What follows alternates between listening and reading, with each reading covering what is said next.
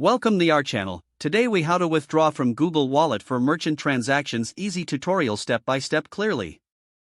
To withdraw from Google Wallet for merchant transactions, start by opening the Google Wallet app on your mobile device. Log into your Google account if prompted. Once you're logged in, navigate to the balance section on the main screen. Tap on the withdraw button to initiate the withdrawal process. You will be presented with your available balance. Choose the amount you wish to withdraw. Next, select your preferred withdrawal method. Options typically include your linked bank account or debit card. If you haven't linked a bank account yet, follow the prompts to add one. Confirm your selection by tapping on Continue. Review the withdrawal details to ensure everything is correct. Once you're satisfied, tap on the Confirm button to finalize your withdrawal. You should receive a notification confirming that the withdrawal is being processed.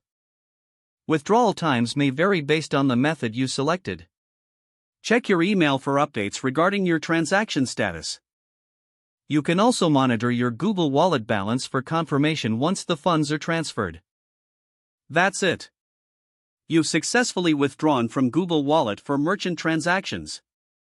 If the page does not load, refresh the browser or try again in a private or incognito window.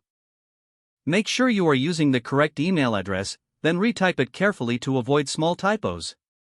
If your password is not accepted, use the reset option and create a new strong password you can remember. Check your spam folder for verification or security emails, then complete any requested confirmation steps. Enable two-factor authentication if available to improve account security and reduce unauthorized access risk. After signing in, review your profile details so your contact information and settings are accurate. If you see an error message, note it down and try again after restarting your device and internet connection. Log out when you finish, especially on shared devices, to keep your account and payment information secure.